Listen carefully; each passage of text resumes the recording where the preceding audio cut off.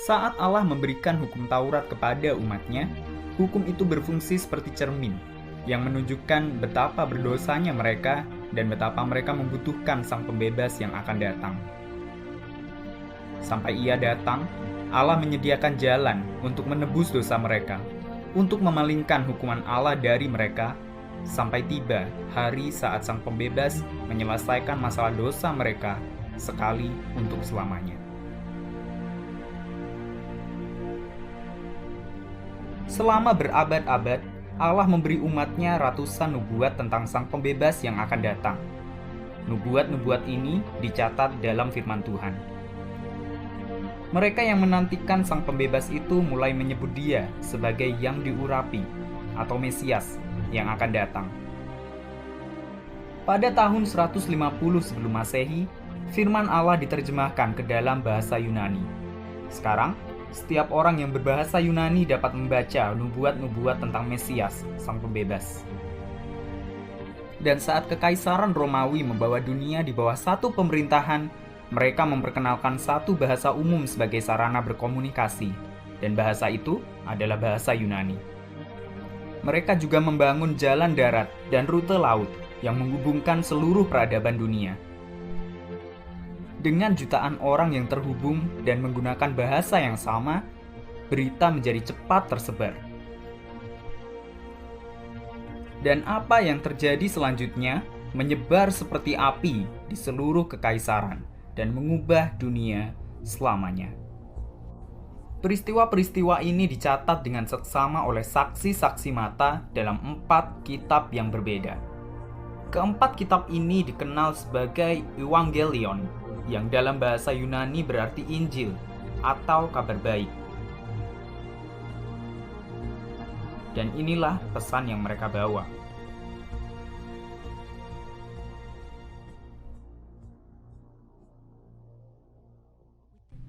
Di Kekaisaran Romawi, di Israel, di kota kecil bernama Nazaret, hiduplah seorang perempuan muda bernama Maria. Matius 1 ayat 18 berkata bahwa Maria bertunangan dengan Yusuf. Dia dan tunangannya Yusuf adalah pengikut Allah yang setia. Dan Matius 1 ayat 19 berkata bahwa Yusuf adalah seorang yang benar, sebuah kata yang dipakai untuk menggambarkan seseorang yang dosanya telah diampuni oleh Allah. Lukas 2 ayat 24 mencatat bahwa Maria sendiri membawa korban persembahan untuk dosa-dosanya. Dan dalam Lukas 1 ayat 47 Maria berkata, "Rohku bersuka cita di dalam Allah Juru Selamatku." Maria tahu bahwa ia membutuhkan Juru Selamat, dan ia dan Yusuf serta semua yang tinggal di Israel yang mengasihi Allah pasti menantikan datangnya Sang Pembebas, Mesias mereka. Namun baik dia maupun Yusuf tidak bisa membayangkan apa yang akan terjadi.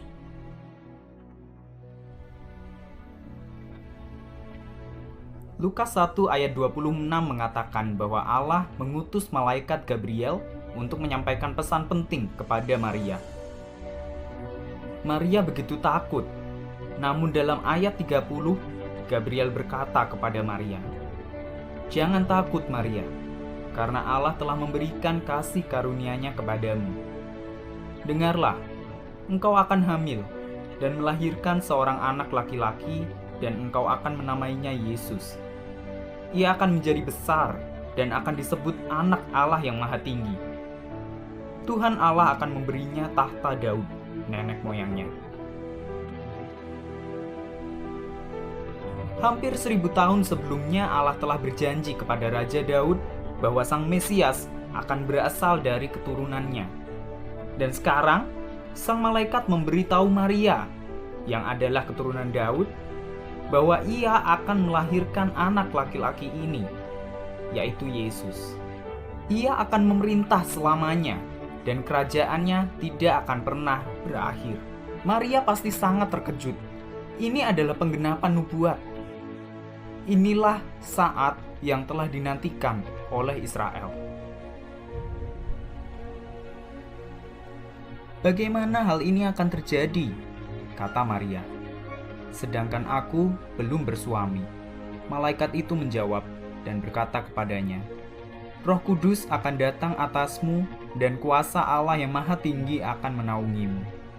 Itulah sebabnya anak yang akan lahir itu adalah kudus dan akan disebut Anak Allah.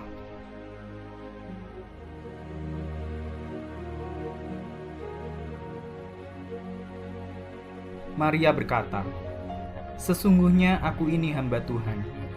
Terjadilah padaku seperti yang engkau katakan itu. Kemudian malaikat itu pergi meninggalkannya. Dengan memilih seorang perawan, perempuan yang tidak pernah berhubungan seksual dengan seorang laki-laki, untuk menjadi ibu Sang Mesias, Allah sedang menggenapi janji pertama yang Ia berikan kepada Adam dan Hawa tentang Sang Pembebas. Di Kejadian 3 ayat 15, Allah berjanji bahwa kelak seorang anak akan lahir tanpa bapa seorang manusia, dan anak ini akan mengalahkan setan dan membebaskan umat manusia.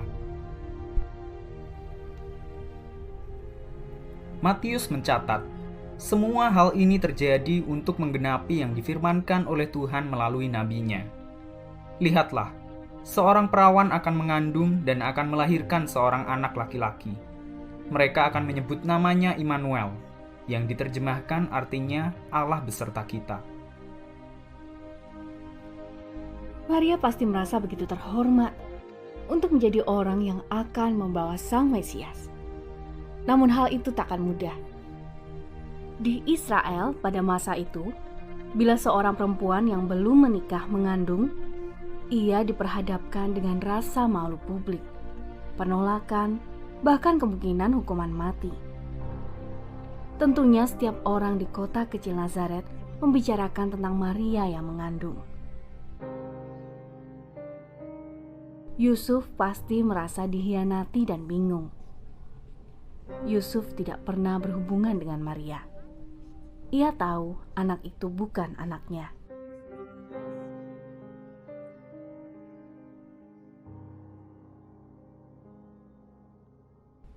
Matius pasal 1 ayat 20 dan 21 mengatakan bahwa Yusuf sedang mempertimbangkan untuk diam-diam memutuskan pertunangan mereka saat Allah turun tangan. Ketika Yusuf sedang mempertimbangkan hal ini, malaikat Tuhan tampak kepadanya dalam mimpi dan berkata, Yusuf anak Daud, jangan takut untuk mengambil Maria sebagai istrimu, karena anak yang dikandungnya adalah dari Roh Kudus. Ia akan melahirkan anak laki-laki, dan engkau akan menamakan dia Yesus, karena dialah yang akan menyelamatkan umatnya dari dosa mereka.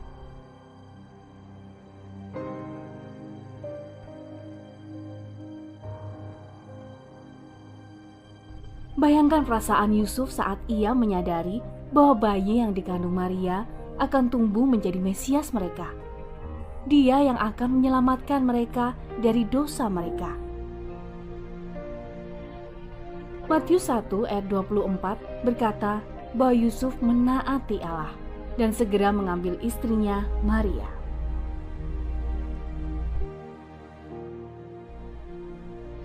Setelah Yesus lahir, Yusuf dan Maria akan menikmati keintiman fisik normal yang dimiliki oleh suami dan istri. Mereka berdua akan memiliki anak-anak yang namanya tercatat bagi kita dalam Matius 13 ayat 55 dan disebutkan di berbagai ayat lainnya dalam Alkitab. Namun sampai Maria melahirkan Yesus, Matius 1 ayat 25 berkata bahwa dia tidak bersetubuh dengan Maria sampai ia melahirkan anak laki-lakinya. Setelah Maria dan Yusuf menikah, mereka kembali menerima kabar yang mengejutkan. Lukas 2 ayat 1 mengatakan, pada waktu itu, Kaisar Agustus mengeluarkan perintah agar diadakan sensus bagi semua penduduk di seluruh dunia. Dan karena perintah sang penguasa itu, maka semua orang kembali ke kota asal mereka masing-masing untuk mendaftarkan diri.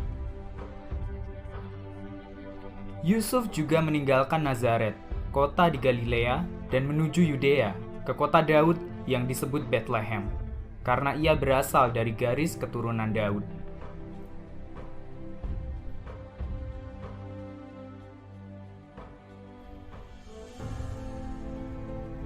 Tampaknya kurang tepat waktunya untuk seorang perempuan hamil meninggalkan rumahnya di Nazaret dan bepergian kira-kira sejauh 80 mil ke Bethlehem, kota nenek moyang mereka. Namun ini adalah bagian dari rancangan Allah yang sempurna. 600 tahun sebelumnya, Allah telah memberikan nubuat melalui Mika saat ia berkata bahwa Sang Mesias akan dilahirkan di kota Bethlehem. Ketika Yusuf dan Maria berada di Bethlehem, tibalah waktunya bagi Maria melahirkan. Akan tetapi, Yusuf dan Maria tidak mendapatkan penginapan. Sang Mesias yang dijanjikan akan segera lahir, tetapi dunia terlalu sibuk untuk memperhatikan.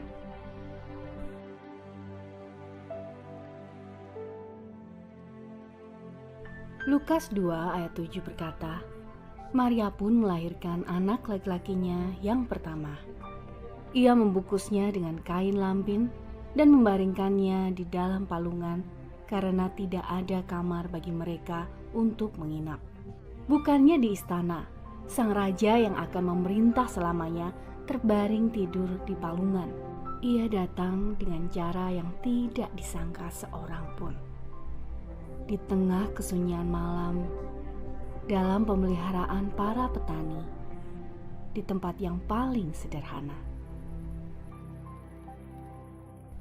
Di daerah yang sama, ada beberapa gembala yang tinggal di padang untuk menjaga kawanan domba mereka pada waktu malam. Kemungkinan besar, domba-domba inilah yang dipakai untuk korban persembahan. Namun, pada malam itu, Dia yang akan menyelamatkan mereka dari dosa telah lahir, sehingga mereka takkan lagi memerlukan korban persembahan apapun. Allah, dalam kedaulatannya, memilih untuk mengizinkan para gembala ini menjadi orang pertama yang mendengar kabar tentang kelahiran Sang Juru Selamat. Lukas 2 ayat 9-11 berkata, tiba-tiba malaikat Tuhan berdiri di depan mereka dan kemuliaan Tuhan bersinar di sekeliling mereka sehingga mereka sangat ketakutan. Akan tetapi malaikat itu berkata kepada mereka, jangan takut, sebab dengarlah, aku memberitakan kepadamu kabar baik tentang sukacita besar yang diperuntukkan bagi semua bangsa. Pada hari ini telah lahir bagimu seorang juru selamat, yaitu Kristus Tuhan di kota Daud. Kristus adalah kata Yunani untuk Mesias. Dapatkah Anda membayangkan betapa senangnya para gembala itu mendengar bahwa Kristus, Sang Mesias, telah lahir? Ia telah datang. Dan sang malaikat berkata bahwa ini adalah kabar baik bagi semua orang. Yesus telah datang untuk menjadi pembebas bagi seluruh umat manusia. Ketika para malaikat meninggalkan para gembala itu dan kembali ke surga, para gembala itu berkata satu kepada yang lain, "Mari kita ke Bethlehem untuk melihat hal-hal yang sudah terjadi ini, yang telah Tuhan beritahukan kepada kita." Lalu mereka cepat-cepat pergi dan menemukan Maria dan Yusuf, serta bayi yang terbaring di palungan. Namun bayi ini bukan bayi biasa. Alkitab jelas mengajarkan bahwa Yesus adalah Allah. Filipi 2 ayat 6 dan 7 berkata demikian tentang Yesus. Yang walaupun memiliki rupa Allah, ia tidak menganggap kesetaraannya dengan Allah itu sebagai sesuatu yang harus dipertahankan. Sebaliknya, ia membuat dirinya tidak memiliki apa-apa dan menghambakan diri sebagai budak untuk menjadi sama dengan rupa manusia. Yesus adalah Allah. Namun untuk menjadi Mesias, ia menjadi seorang hamba. Ia datang ke bumi sebagai seorang manusia. Ibrani 2 ayat 14 bahkan menjelaskan, karena anak-anak itu adalah manusia yang memiliki darah dan daging, maka Yesus juga mengambil bagian dalam keadaan mereka.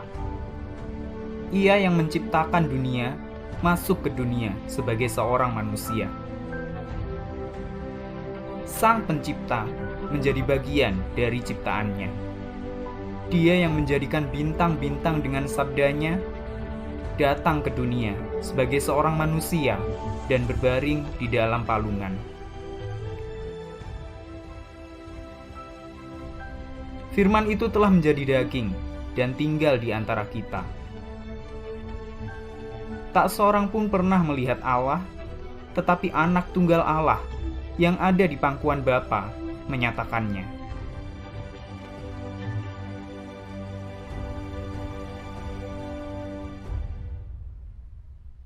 Pada akhirnya Maria dan Yusuf kembali ke Nazaret.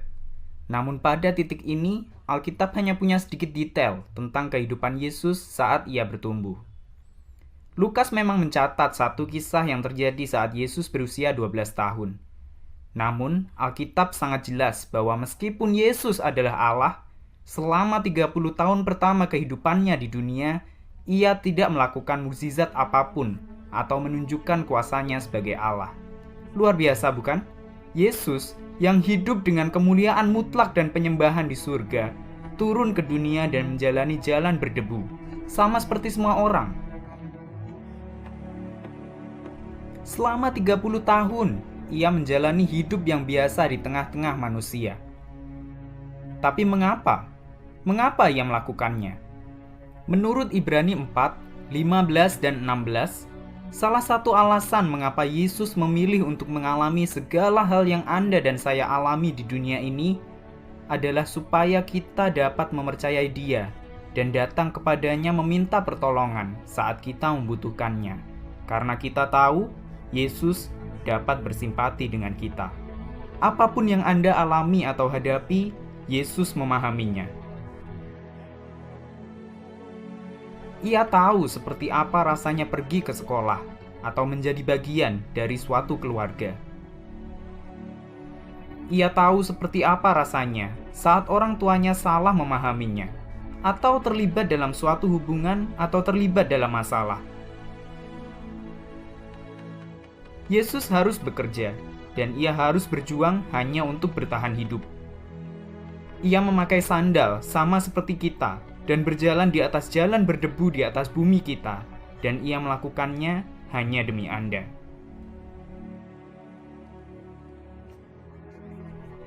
Saat Yesus berusia sekitar 30 tahun, waktunya telah tiba bagi seisi dunia untuk mengetahui bahwa dialah Sang Mesias. Matius 3 ayat 1 berkata, "Pada hari-hari itu, muncullah Yohanes Pembaptis, berkhotbah di padang belantara Yudea." Yohanes Pembaptis adalah pembawa pesan yang diutus Allah untuk mempersiapkan manusia akan kedatangan Mesias. Matius 3 ayat 2 mengatakan bahwa ia menegur banyak orang dengan berkata, "Bertobatlah, karena kerajaan surga sudah dekat." Bertobatlah. Dalam bahasa Yunani kata ini berarti mengubah pikiran Anda.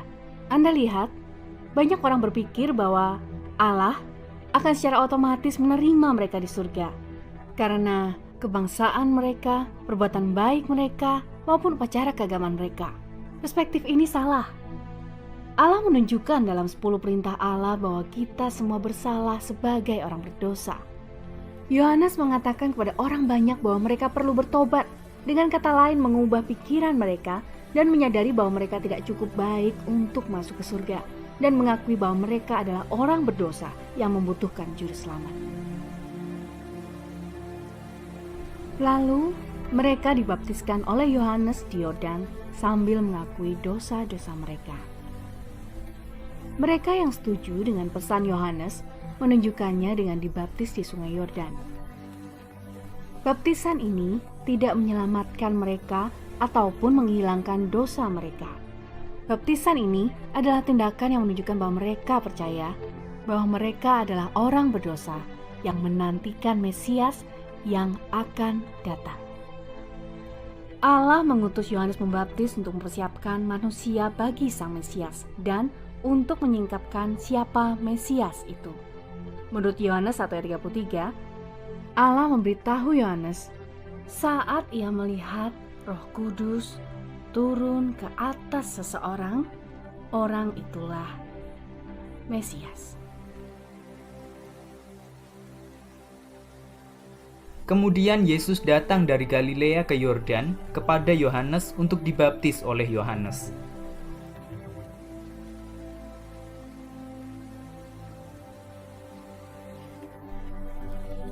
Yesus datang untuk dibaptis oleh Yohanes bukan karena ia berdosa, melainkan agar Yohanes dapat mengenali siapa Mesias itu.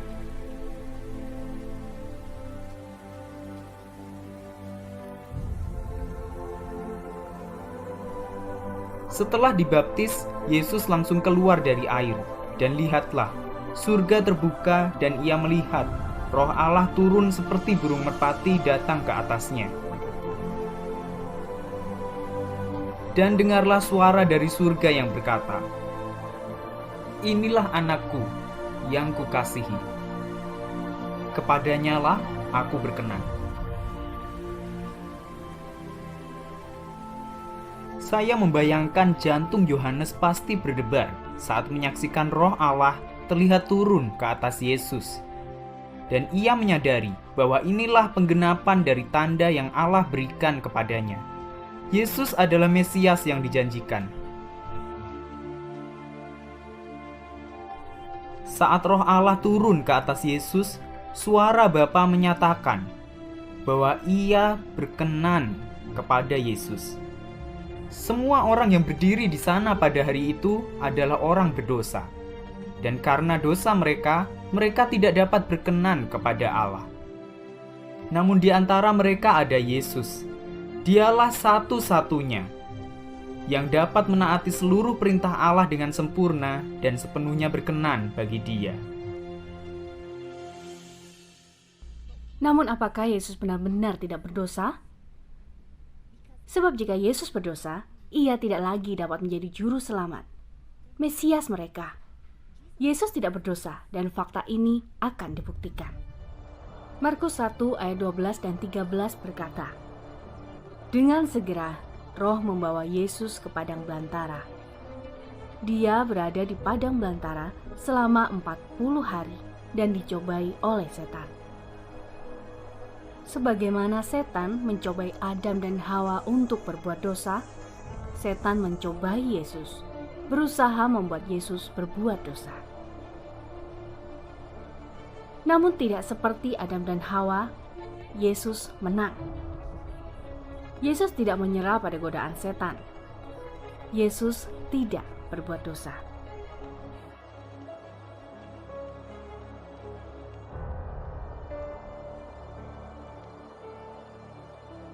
Sepanjang hidupnya, Yesus dihadapkan dengan semua godaan yang sama yang Anda dan saya juga hadapi. Ibrani 4 ayat 15 berkata bahwa ia telah dicobai dalam segala hal sama seperti kita, tetapi ia tidak berdosa. Lukas 1 ayat 35 berkata bahwa ia adalah yang kudus, yang artinya ia sepenuhnya suci, tanpa ada kejahatan dalam dirinya. Hanya Yesus yang hidupnya berkenan bagi Allah. Dan hanya Yesus yang dapat menjalani hidup yang sempurna dan tidak berbuat dosa. Dalam Perjanjian Lama, Allah mengajarkan kepada umatnya tentang cara membawa ternak sebagai korban persembahan atas dosa-dosa mereka. Seringkali, seseorang akan membawa seekor anak domba sebagai pengganti dirinya. Pengganti adalah ia yang menggantikan yang lain. Anak domba itu kemudian diperiksa untuk memastikan bahwa ia dapat diterima oleh Allah. Orang yang membawa anak domba itu tidak diperiksa. Ia adalah seorang berdosa. Ia sudah tahu bahwa ia tidak dapat diterima oleh Allah. Namun sebagai pengganti orang itu, anak domba itu haruslah sempurna. Ia tidak boleh bercelah. Anak domba itu diperiksa menggantikan orang tersebut. Sama seperti Allah mengizinkan anak domba itu diperiksa, Yesus datang untuk diperiksa menggantikan kita, untuk menjadi pengganti kita. Sebab sebagaimana Yesus kembali dari padang belantara menang atas dosa dan setan, Yohanes 1 ayat 29 berkata, keesokan harinya Yohanes melihat Yesus datang kepadanya dan Yohanes berkata, "Lihatlah, anak domba Allah yang menghapuskan dosa dunia."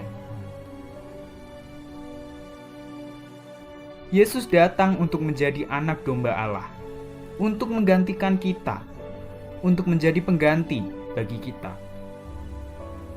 Sama seperti imam yang hanya memeriksa anak domba yang akan dikorbankan, rancangan Allah adalah untuk memberikan Yesus sebagai pengganti untuk diperiksa menggantikan kita. Sebab Allah tahu bahwa Anda dan saya akan gagal dan bahwa kita akan berbuat dosa. Ia tahu bahwa kita tidak dapat menaati hukum-hukumnya dengan sempurna. Allah tahu bahwa kita akan membutuhkan seorang pengganti. Dan Yesus datang untuk menjadi pengganti itu. Sebab hanya Yesus yang dapat sepenuhnya berkenan bagi Allah dan menaati semua perintahnya. Yesus datang untuk menjalani hidup yang tidak dapat Anda dan saya jalani. Yesus datang untuk menjadi anak domba kita, anak domba Allah yang menghapus dosa dunia.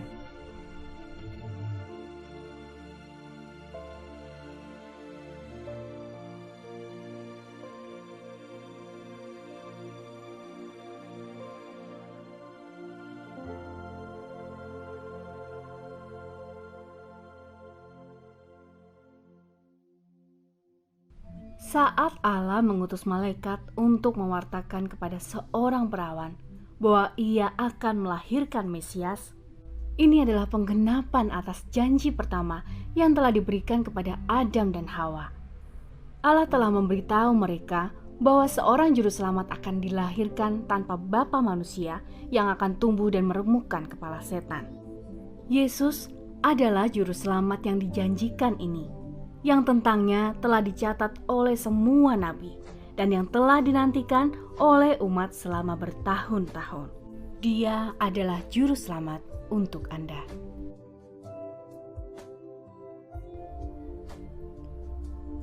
Mesias datang dengan cara yang tidak diduga oleh siapapun. Sebab Allah sendiri telah turun ke bumi dalam rupa manusia. Saat Yesus bertumbuh dewasa, Dia mengalami semua suka dan duka dari orang-orang di sekitarnya. Sang Pencipta menjadi bagian dari ciptaannya karena kasih-Nya untuk Anda.